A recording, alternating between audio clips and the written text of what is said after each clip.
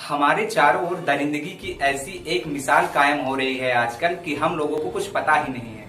हम और आप में से बहुत से लोगों ने अपने जीवन में ऐसे क्रूर कारनामे और ऐसे कई सारे दंडनीय कारनामे किए हुए हैं जिनके बारे में सिर्फ आप और हम जानते हैं और किसी को नहीं पता है। अपने जीवन के बारे में वास्तव में देखा जाए तो सिर्फ हमें ही तो पता होता है और कौन जानेगा। लेकिन बाद में जब ऐसे क्रूर व्यक्तियों की सच्चाई लोगों के सामने आती है, गवर्नमेंट के सामने आती है, तब कानून की तरफ से उन्हें एक कठोर से कठोर सजा दी जाती है, जिससे आने वाले समय में लोगों के भीतर डर कायम रहे कि वह अपने जीवन में ऐसे घटिया कार्य न करे, जिसमें उन्हें उच्चतम मौत की सजा तक भी दी जा सकती है। मौत की सजा की वैसे देखी जाए तो कई सारी विधियां हैं, जैसे कि फांसी, और कई बार उन्हें जहर के इंजेक्शंस लगा दिए जाते हैं। उनका कई बार एनकाउंटर भी कर दिया जाता है, जिनमें उन्हें सीधे ही गोली मार दी जाती है। मौत की सजा में देखा जाए तो फांसी एक प्रमुख सजा होती है, जिसमें इंसान को एक रस्सी के फंदे से सीधे ही लटका दिया जाता है, जिससे उसकी दम घुटकर मौत हो जाती है। तो फांसी वैसे तो देखा जाए तो सजा देने के लिए एक महत्वपूर्ण विधि के रूप में उभर के आई हुई है, लेकिन आजकल यह हम युवकों के बीच में कुछ ट्रेंड के रूप में फैली हुई है। कई सारे लोग जो करियर के लिए परेशान हैं, अपने जीवन से छुटकारा पाने के लिए एक मुक्ति पाने का मार्ग फांसी को ही समझते हैं। उनको लगता है कि फांसी एक ट्रीटमेंट के रूप में है जो उनको जीवन की सभी समस्याओं से मुक्त कर सकती है। लेकिन देखा जाए तो यह एक कायरता की निशानी है।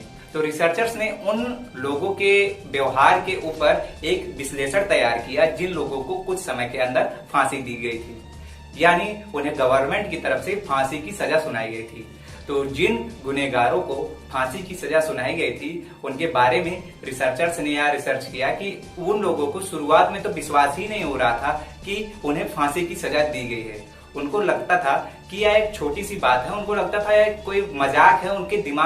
उनके दिमाग को यह विश्वास ही नहीं हो रहा था कि उन्हें सच में फांसी की सजा दे दी गई है। जिन लोगों को लंबे समय बाद फांसी की सजा दी जाने वाली थी, वह धीरे धीरे डिप्रेशन में जाने लगे थे। आप ही सोचिए, अगर किसी व्यक्ति को फांसी की सजा दी जा रही है, तो अगर उसे पता हो कि कल फांसी हो जाएगी, तो वह कैसे आज का जीवन सुखपूर्वक बिता सकेगा। तो रिसर्चर्स ने यह बताया कि वह धीरे धीरे डिप्रेशन की ओर जाने लगते हैं और ऐसा सिचुएशन आता है कि उनका दिमाग भी वर्क करना बंद कर देता है। आप ही सोचिए, अगर किसी व्यक्ति को 15 दिन बाद फांसी होने वाली है या फिर 10 दिन बाद फांसी होने वाली है, तो वह कैसे एक नॉर्मल बिहेव कर पाएगा।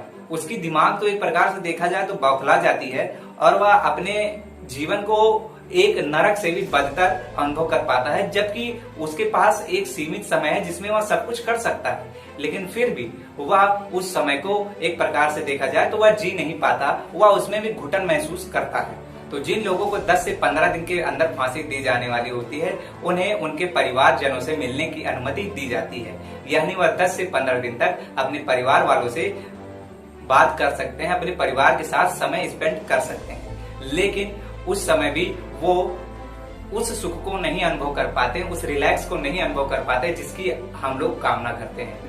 तो एक बार एक रोमानियन साइंटिस्ट जिनका नाम निकोलाई मोनोविसी था, जिन्होंने यह रिसर्च करने का सोचा कि क्या होगा अगर एक इंसान फांसी लगा लेता है, उसके अंदर कैसी भावनाएं उत्पन्न होंगी, उसके शरीर में किस प्रकार के परिवर्तन होंगे, उसका कैसे दम घुटेगा। यह जानने के लिए उन्होंने उसका स्वयं अनुभव किया।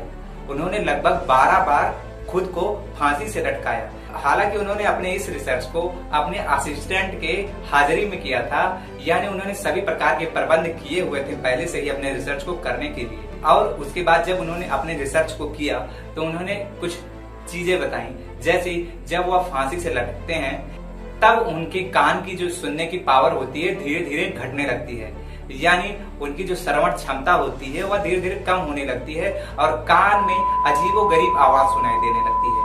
उनके आंखों के सामने सभी चीजें धुंधली होने लगती है और उनका चेहरा धीरे धीरे पर्पल होने लगता है, यानी बैंगनी कलर में बदलने लगता है, यानी उनके चेहरे का रंग जो है बदलने लगता है।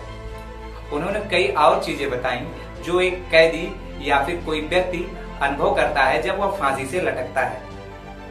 जब वह इस रिसर्च को करते हैं तब उनको 1 महीने तक खाना निगलने में बहुत ही ज्यादा प्रॉब्लम्स का सामना करना पड़ता था। तो मेरे समझ से ऐसा ही उन कैदियों को भी महसूस होता होगा जो फांसी से लटकते हैं। लेकिन मेरे समझ से फांसी की सजा एक वैध सजा के रूप में नहीं होगी, क्योंकि एक प्रकार से देखा जाए आप उस चीज को नहीं ले सकते हैं जो आप दे नहीं सकते। जैसे कि आप किसी को प्राण दे नहीं सकते, तो मेरे समझ से उसको प्राण लेने का भी अधिकार नहीं है। लेकिन अपने समाज में हैवानियत के बढ़ते स्तर को देखकर मेरी भी विचारधारा अब तो बदल चुकी है।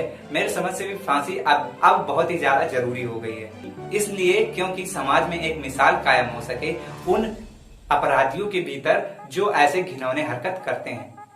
तो आई होप आपको वीडियो अच्छा लगा होगा और वीडियो से आपको जरूर कुछ ना कुछ तो सीखने को मिला ही होगा।